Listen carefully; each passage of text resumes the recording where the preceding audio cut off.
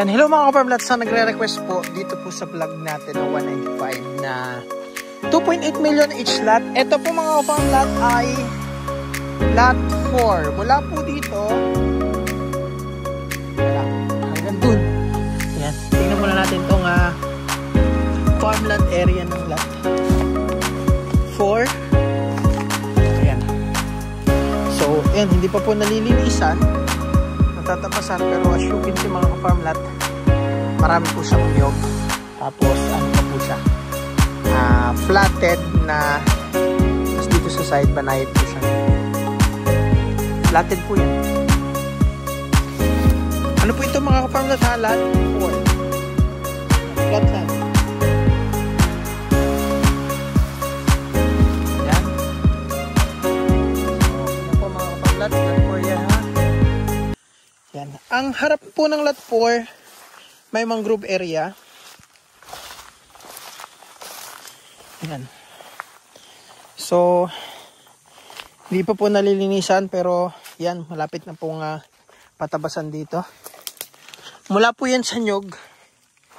Tapos, hanggang dun po sa, yan, ito yung mangrove area niya. Hindi siya putik mga ka-farmlat, mga ano siya, no, mga bato-bato na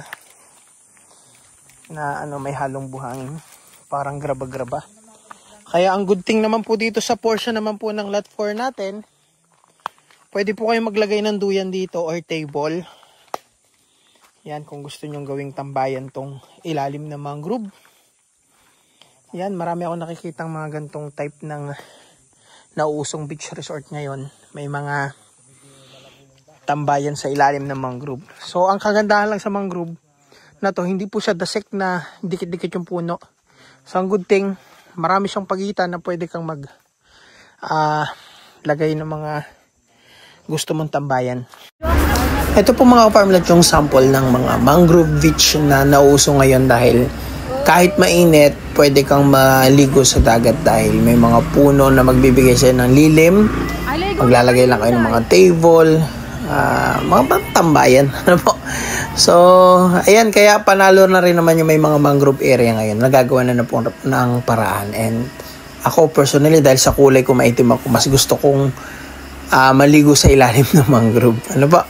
So, ayan, balik tayo mga farmlat dun sa property natin, dun sa lot 4. And then, next na po yung lot 5. I-explain natin yung lot 5 mga ka-farmlat. Ayan, so, ayan, makikita nyo talagang ang ganda ng may mga mangrove beach ngayon. Ano pa? So, ayan, balik na tayo mga farmlat, no? So far, yung lot 4 naman, okay naman yung terrain ng lupa niya. Flatted siya. Tapos, yung sa kabilang pisngi, medyo hilly po siya. Hanggang dun po yan mga ka-farmlat, yung frontage yan. Mula doon, katabi ng kubo, tas dito. Yan. Ito naman po yung pangmalakasan natin na 2.8 million din. Na lot 5. Ayan. Solid to, maganda. So mula po dyan sa muho na yan. Yan, tingnan nyo naman po yung shoreline. Yan. Ito po yung literal na kahit mainit ang panahon, magandang pwestuhan mga ka-farmlat ng tambayan. Kasi may mga puno sa ilalim ng beachfront area niya. Ayan. Ayan o. So magandang tambayan po dito. Ayan. So buhanginan po yan. Yan. Yan po ang shoreline niya. So yan, may mangrove po sa harap. Pero hindi po yan putik, gaya na sabi ko kanina. Bato-bato siya na may halong buhangin. Yan, maganda rin po yung pagka-mangrove niya. See-through siya. Yan, makikita nyo kahit may mangrove, tanaw naman, hindi siya ganun kakapal. May pwede kayong lagyan ng mga tambayan. So, di pa lang po nalilinisan. Ayan. Lot 5. Ayan. So, ang lot 5 po ay mga ka-farmlat, hanggang dito siya. Saan nga ba yung muhon? Ayun. So hanggang dito po ang lot 5. Yan.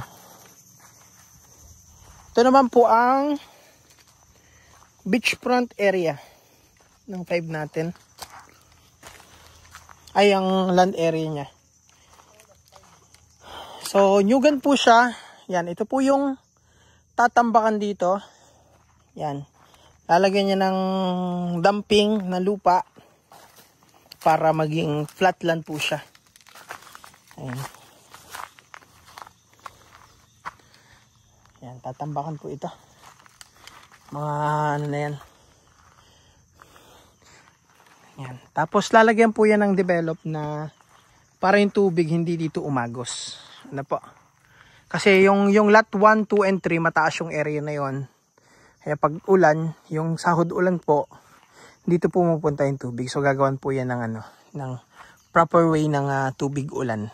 So wala naman pong bundok, kaya hindi naman po yung as in baha na galing doon, manggagaling yung kumbaga malaki yung bulto ng tubig na panggagalingan na umaagos dito. So yung tubig na nanggagaling, yun doon lang mismo sa property galing yung bagsak ng tubig. Ano pa? Ayan. So may mga nyug po yan. So may mga pusngo-pusngo lang. So tatambakan naman po yan. Kagandahan nga lang dito sa area na to. So that's why iba yung presyo ng tatlong lote dito. Pero pag na-develop naman po yan, yan, sobrang solid na rin yan. Yan. Lot 5.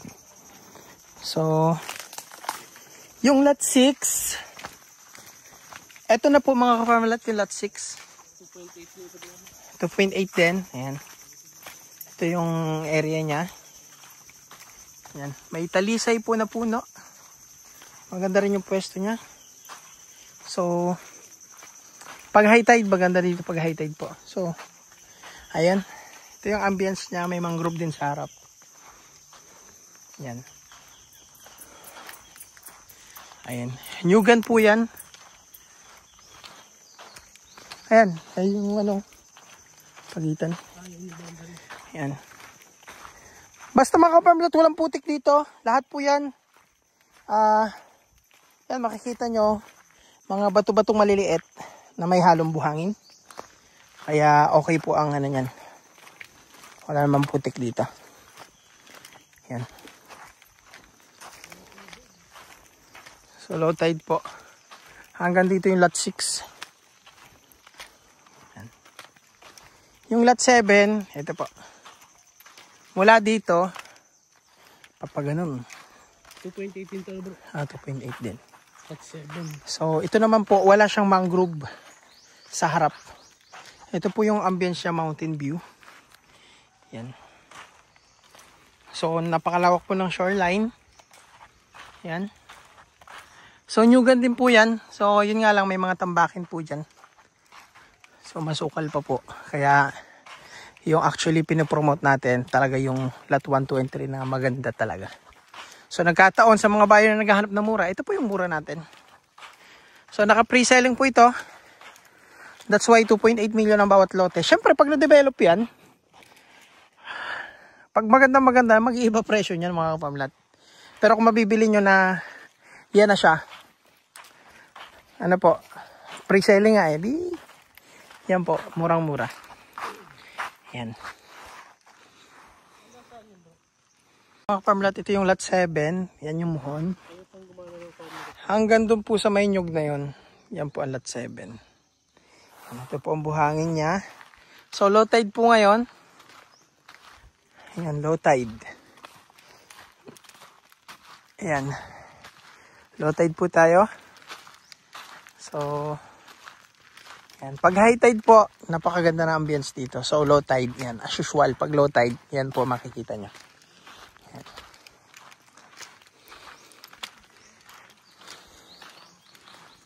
Yan.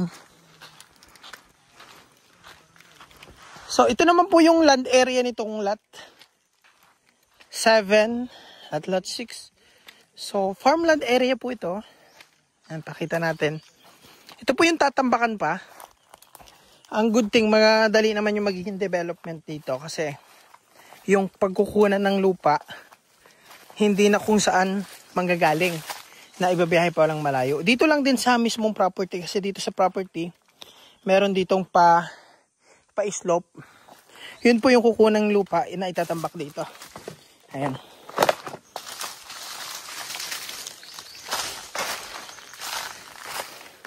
So dalawa po yung pwedeng gawin dito.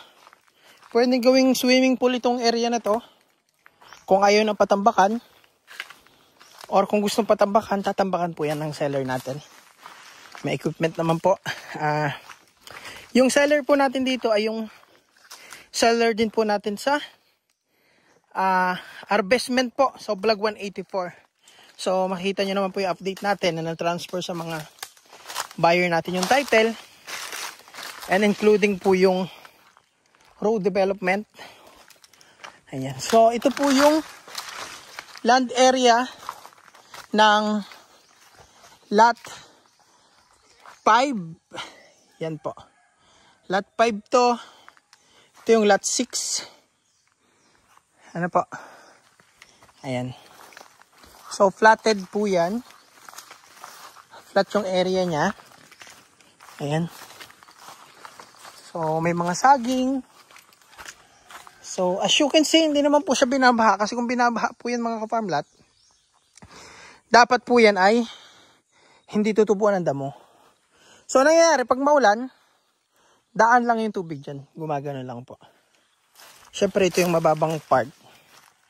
Yan. Pero, ayan, makikita nyo po, dyan lang kukuha ng lupa, yan pa, slope na yan, na itatambak, dyan sa part na yan. Ayan. Ano po? So, ayan. Napakaganda po ng land area rin ng lot 7 natin, mga ka-farm lot. Yan. Ito po yung lot 7 natin, no? Flatted. Tapos yun, madamo-damo pa lang. Pero, sabi ko nga mga ka-farm lot, tatambakan yan. For 2.8 million, transfer and including development, sagot po ng seller natin. Ano po? Yan, sa lot 6. So, ayan, meron pong nagang comment na napaka-negative na nagaano po dito sa property nito. Ano po? Correction po, ito po ay hindi binebenta ng buuhan. Ano po? Ito ay binebenta subdivided lot. Hinati siya siyam. Dahil yung isang lote sa road, yung isang lote iiwan ng seller para dun magkaroon din yung caretaker. Then yung 7 sa ano po, yung pambenta. Ano po? So, expect nyo kapag subdivided po, malayo sa presyo ng buuhan kasi subdivided po mas maraming gastos ang pagsasubdivide kasi mas maraming title yung gagawin. Then may gastos pa po, i-develop to, may road, magtatambak. Kaya wag niyo pong ikumpara yung presyo ng buuhan sa subdivided. Ano po? Ayan. Masyado pong nega yung nagko-comment dito. Ayan. Mag-subdivide po muna kayo. Puntahan nyo po yung area. Paano nyo pong sasabihin bahain? Bahain ba yung itsuran to? Bahain po ba yung overlooking part doon? Ano po? Wag po. Kung hindi po namin kayo kilala, kung kayo po ay nagbebenta-benta rin or may galit kayo dito dahil hindi nyo na ibenta to or ano man, ano po?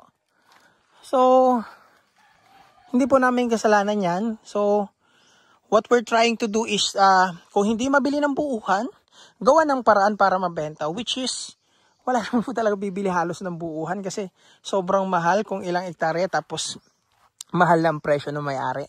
So, syempre, kung hati-hatiin, luluti-lutihin, mas liliit yung price, although mas magiging mahal, pero mas kaya po ng individual kasi nagre-range na lang ng 2.8 million, mayroong 4 million. Unlike kung buuan mo bibili, naabutin ng may 12 million, may 15 million. Ano po? Make sense po. Ito po ay subdivided lot. Alangan naman pong ibenta to ng kung ano lang din ang presyo ng buuhan. Siyempre, mag-insert ng ng extra expenses para kumita rin yung developer, kumita yung mga agent na magbebenta, kumita po yung maglilinis din dito, magde-develop, and syempre yung pagtatransfer ng title. Ano po? Wag po kayong manira. Ano po? Kung kayo may maninira, naintindihan ko kung kayo man po ay concerned. Pero again, subdivided po ito. Syempre dine-develop to. Kung ano man yung problema o issue nung dahil hindi nyo mabenta, wag nyo pong ikumpara yung property kung bakit hindi nabenta nung seller na yon. Kasi yung Vlog 184 po namin, 4 to 5 years po yung ibinebenta ng seller, hindi mabenta-benta. Pero nung subdivide po, nabenta naman namin lahat. Ano po? So yan. Kaya do sa nagang comment po, ayan, magbenta lang din po kayo ng property or bisitahin nyo rin yung area.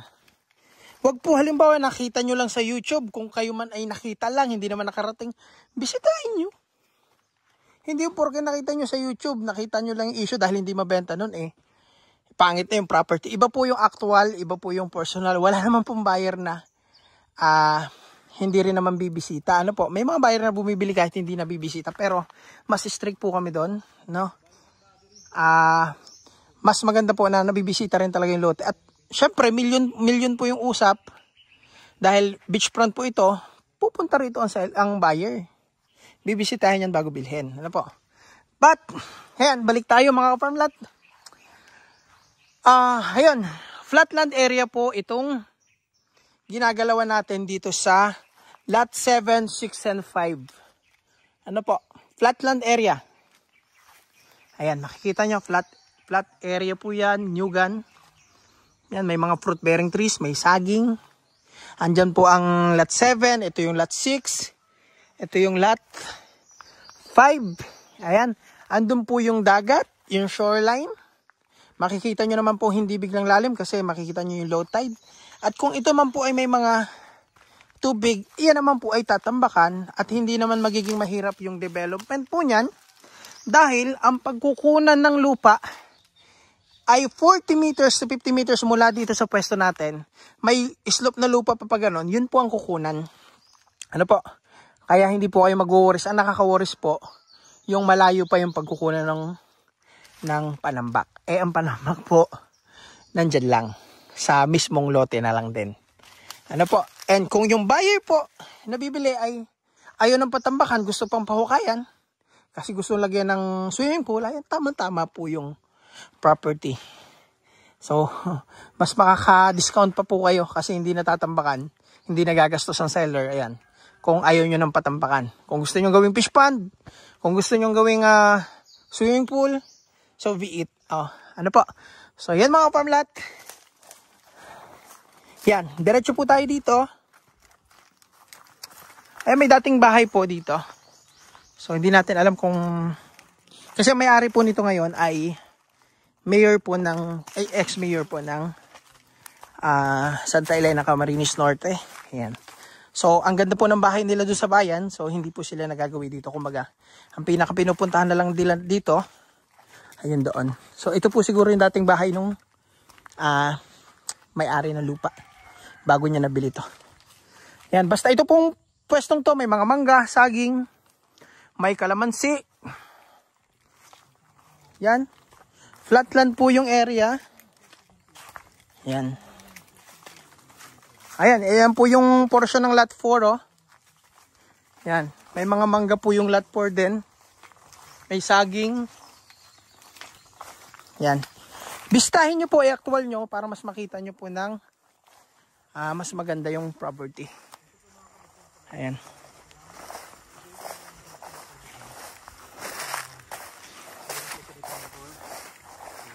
Ano yan?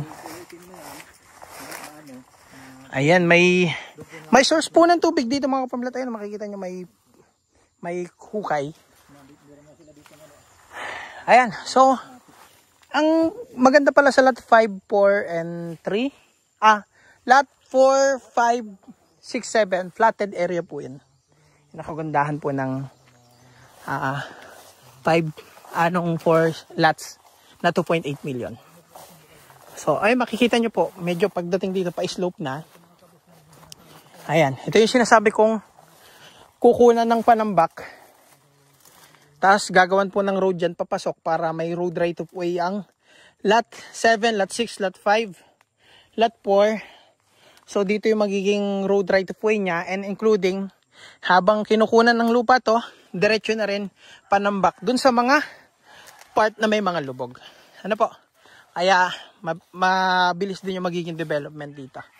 And sa pag-ayos naman ng papel ng seller, no doubt, kasi yung 22 lots na nabenta ko sa mga buyer ko, ayun, na-transfer na po sa mga buyer natin. And, ayan. Ang labas po nito, yung bahay po ngayon ng caretaker dito. Ayan, na-portion po ito ng lot 3. Ayan. Ayan, hanggang dyan po yung lot 3 natin. Yun yung munang lot 3. Papaganon. So, ito, portion na po ito ng lot 4. Papaganon. 4, 5, 6, 7. Ayan. So, ayan mga farm lot. So, ito naman po yung access road dito. Ayan. Ito yung lot 3. Sako po itong bahay na to. Lot 3. Ito po yung lot 2. Magandang araw tayo. Lot 2. Ayan. Yan naman po yung lot 1. Yan. So, pagbaba nyo ng sasakyan, lote na. Ayan. So, ayan, sa mga gusto, ayan, may vlog po tayo. Part 2 na po itong video. Yung part 1 natin, ang binida natin halos doon, yung lot 1, 2, and 3. Ito na po yung lot 1, 2, and 3. So, yung binibida namin ngayon ay yung lot 4, 5, 6, 7 dun sa likod. So, ayan mga ka-farmland. Maraming salamat. Kung makikita nyo naman, di ba galing tayo sa shoreline, wala man tayo nakitang agos ng tubig na tuloy-tuloy. So, wala po kasing sapa dito, creek, or pinanggagalingan ng baha parati. Kumbaga, yung agos lang ng tubig galing dito sa mismong property, and as you can see, medyo slope dito. Yan, kaya yung tubig ulan na nabagsak dito, napupunta dyan, sa baba na yan, papunta doon. Kaya may mga lubog-lubog na pusngo doon. So, pag natambakan naman po yun, tapos nalagyan ng proper daan ng tubig, ayan, wala na pong problema. Kaya yung naninira dito sa property na to, na bahain daw, paano man po babahain to? Elevated yung area, oh. Wala namang bundok. Saan manggagaling ba? Diyan po sa manggahan, ang tubig po doon, papunta na doon. Papunta doon ng tubig. O, yung tubig man doon, dahil pa-slope doon, papunta doon ng tubig. So, ang pinanggagalingan ng tubig na papunta lang doon, yung tubig ulan na sahod. Ano po? Kaya, bago po kayo mag-comment, puntahan nyo muna yung property bago kayo mag-negative ng isang property. Ano po? Ayan. So, kasi, nakaka-apekto po kayo sa nagbebenta, hindi po biro yung mag-travel papunta dito para ibida yung property, para kumita po yung agent, maibenta at matulungan yung seller, matulungan yung caretaker. Ano po? So, wag pong ganon. Kung kayo may, hindi ko naman alam, hindi ko po kayo kilala, pero ayan, wag pong mag-comment basta-basta. Kasi kung pangit sa inyo, hindi laging lahat ng maganda sa paningin nyo ay maganda. Hindi naman lahat ng pangit sa paningin nyo ay pangit din sa iba. Ano po? Wag lang tayo malawak po ang ano eh. Ano po? Wag po kayong mag-judge. Ano po? Maring minsan napapangitan ka sa isang tao, pero sa iba nagagandahan sila sa tao na yon. So, wag po tayo mag-comment based lang sa pang-unawa natin o sa pagtingin natin. Ano po? Ayan. So, yung portion pong yan ay lot 4. Lot 3 po ito. So, yan yung pwesto ng lot 4. Ano po? Ayan. Di pala tayo dito galing kanina. Puntahan nga natin itong mga farm lot 4. Ayan. So, dito po umaagos. Yung bagsak naman ng tubig na galing lang dyan sa taas.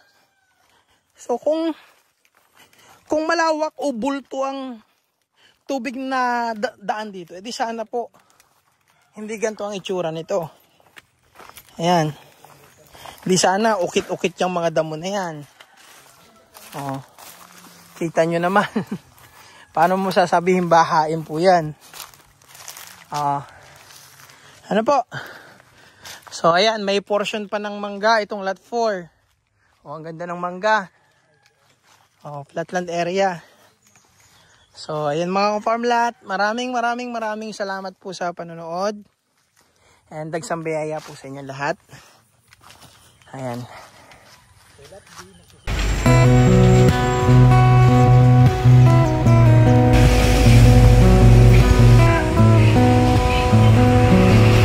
So, ayan mga ka-farm lot.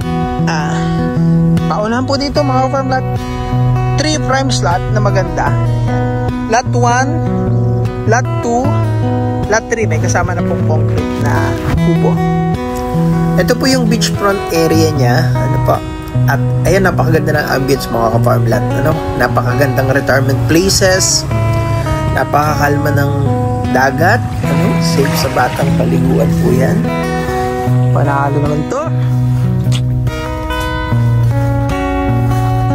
Abot kamay ng langit.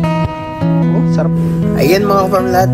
Carabao grass po yan. Ang ilalim tas lugan. Tas may mga talim na mangga. At ang good thing mga ka-farm lot, pasok ang sasakyan dito sa 3 lote na. Ito mga ka-farm lot, kung naghahanap po kayo ng gagawing resort or camping site, ito po yung pinaka-best dahil maganda yung ambience, overlooking, maganda rin naman yung dagat niya.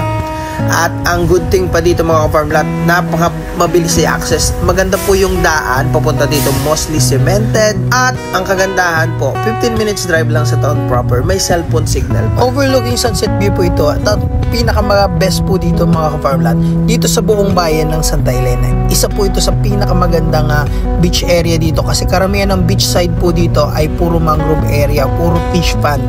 Ano po? Kaya syempre dahil dating mayor po yung may-ari po nito, syempre hindi po yan bibili kung hindi maganda. Yan. Kukuha po kaming mangga. Catch. Very good. Yan. Sarap ng bunga mga ka-farm lot. Oh. Hindi ko pa natitikman pero sobrang tamis daw. Yan. So, titikman natin.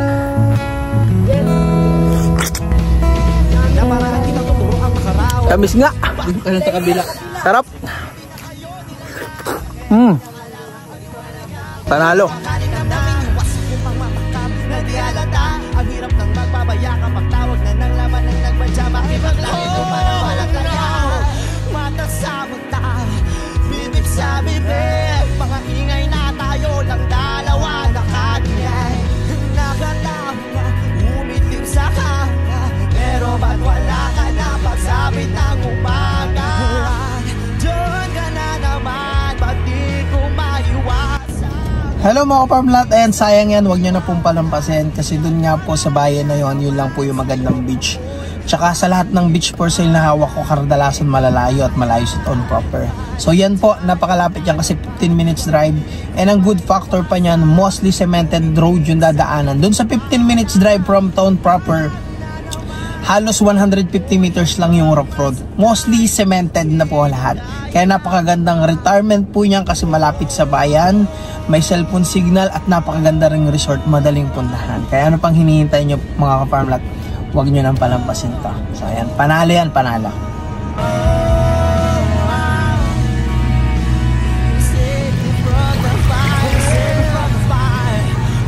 Sunset view pala to.